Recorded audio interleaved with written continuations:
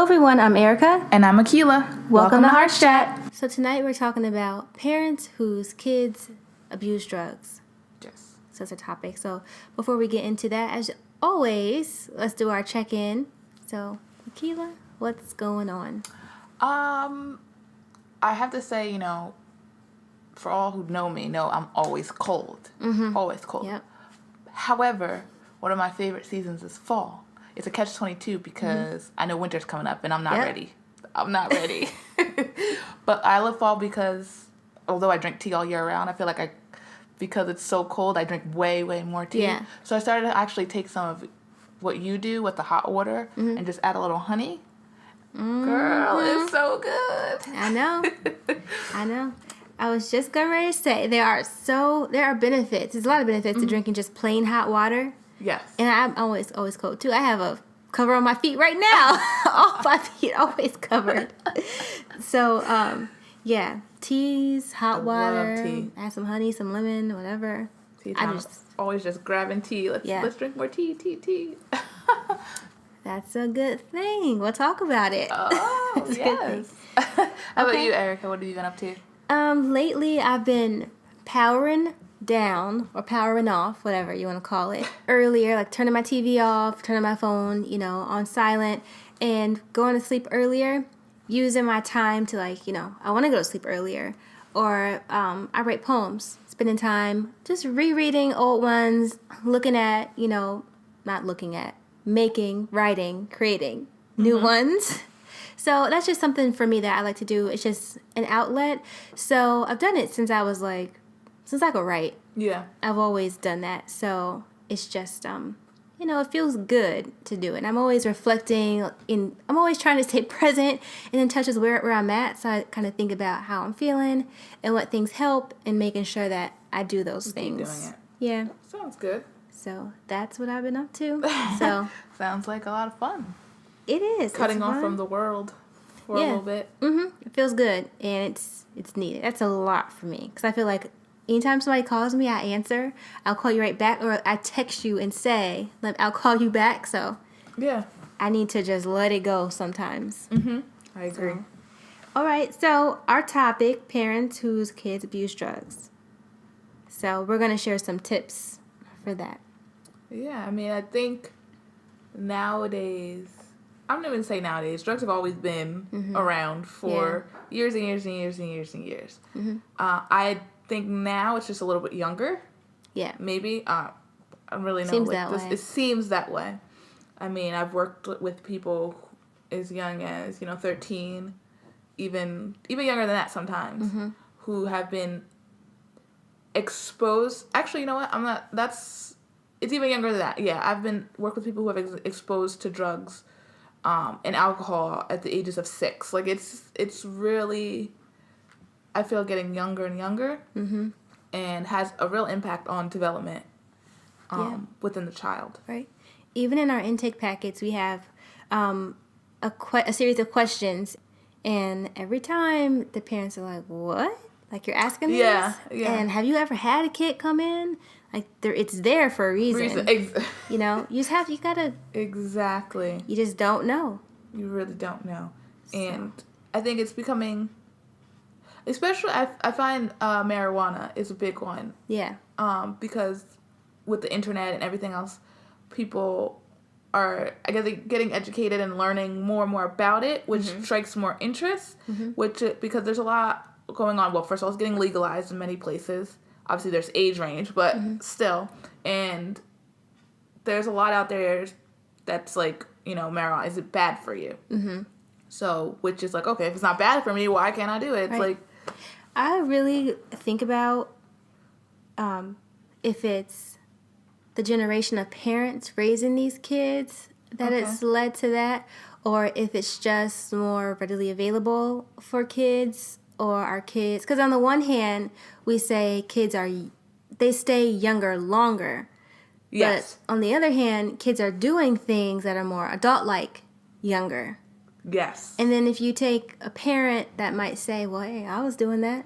So I'm a hypocrite. Yeah. I'm a hypocrite if I say you shouldn't do that, or maybe their parenting style is less strict because maybe the generation before them that raised them was more strict and they didn't like that. Mm-hmm. So then the kids are kind of like, well, I'm doing this and nobody's stopping me, or whatever you're trying to do, it's not working, Yeah, so it's hard. Yeah, it's like, I think it's like back and forth. It's kind of almost like the chicken and the egg thing, but I think a lot of it has to do with.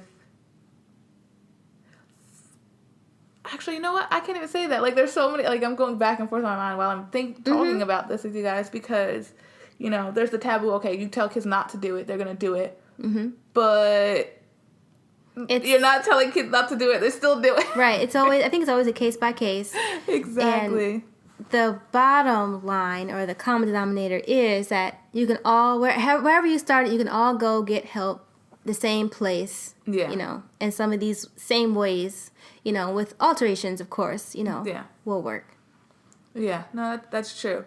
If that's an issue, I guess, in your family. If you see it as an issue in your family. Right, yeah. Because sometimes, there's, like we talked I think we talked about this before, like culturally, certain cultures, allow people to drink earlier or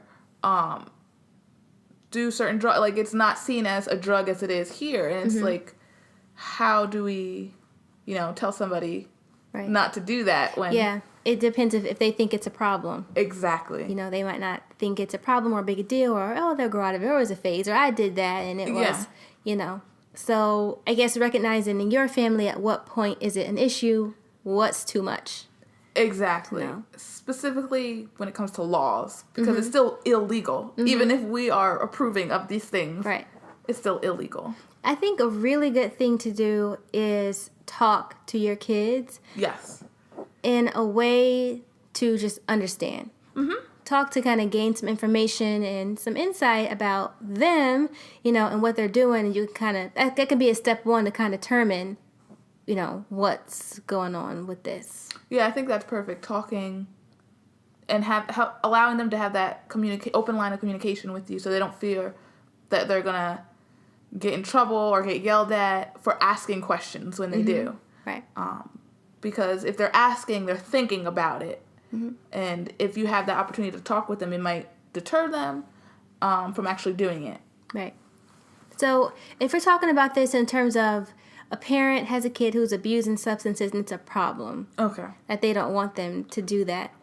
I think we should give some tips for that situation. Akilah's like nodding her head. I'm nodding my head. I'm thinking because it's... How old is the kid? And age is a factor, too. Because when you get older, like, meaning older in terms of teenage years, it's really hard for a parent to, control that as much. Hate to say it. I hate to say it. I really hate to say that. But it's like, you're not with them every second of the day. Where, with a little kid or a younger kid, you can have that supervision and... All right. Things like that. So that would be the younger, get on it as soon as possible. Get on that.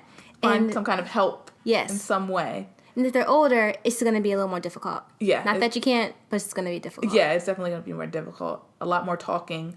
You can go to therapy. Therapy can help, but there's programs that people can try. I don't know. I think as we're talking, because I work with more younger kids, and you have some older kids that are doing this, because even, so I think both were thinking of tips. Yeah, they're like different stages. They are, exactly, because I'm thinking about like working with my teenagers and different teenagers over the years that I've worked with who've had like drug problems where the issue is, as a teenager, you're almost an adult. Like, you're looked at, like, obviously you're not developmentally an adult yet. Right. But what it comes down to is, the difference in opinions of the parent and the child. So if the child's like 16, 17, 18, the child's like, I don't care. This is what I want to do. You can't stop me. Like, the parent's like, oh, I'm going to stop you, but what's your options? Like, you either kicking the kid out or, like, you can discipline them, but... What's that going to do? Exactly. I think you really have to think of what's at the core of this. Exactly. Why is it happening? Right. And that's where you have to go as a parent And if you're trying to do that and it always leads into an argument or something or a blowout, that's when you call in the professionals. Exactly. And that's what we're here to do, to help you get there through talking about it or referring you to some type of program or other resources to help with us with the teamwork that needs to be done. Yeah, I think, what you said is 100%. It's the core issue, whether this kid really just wants to try it and that's it. Because let's be real, there are people out there who aren't just following. Because I think a lot of parents think, oh, my kid's just following. No, maybe your kid's just the leader. Mm-hmm. Could be. Because that could be it. But your kid just wanted to try it. There's no other issues there. Or there could be serious issues, whether they're self-medicating for depression, anxiety, all these different things. So it's really important to turn, like Erica said, to professionals when you really can't determine what's going on with the kid. Right. I think for some of the smaller kids, or maybe not small, but maybe preteen or like pre-adolescent kids around that time frame, I think it's good to get them involved in activities. Yes. And to make sure as their parent or someone in their family that they're involved with the activities that they're doing too. Mm-hmm. If you need to incorporate, I think you should incorporate certain things in your routine. Rather, we're going to take a walk. Every day after dinner, we're just going to talk about whatever, because kids want to know that you're interested in what's going on. Even if they try to push away, they want you to be, involved and interested in what they're doing. Exactly. The I don't care really is just a mask because they don't want to do it at that moment, but they care. Yeah. And they don't want to be like, oh, I do care. I don't care, so I want you to force this out of me because I do care, cool. But I want to be cool. So I think consistency is really, really important. Mm-hmm. Like these kids need structure, especially a kid that is abusing substances or kind of battling the line of it. So. Yeah, and I think another tip is if your kid is really just not listening, being out of control, get the police involved. I think a lot of parents are afraid to call the police on their own kids. Girl, and that's the problem. Yeah. Parents being afraid. There we go. I get that, but these kids have too much power. Sometimes, and some of these kids really do have too much power.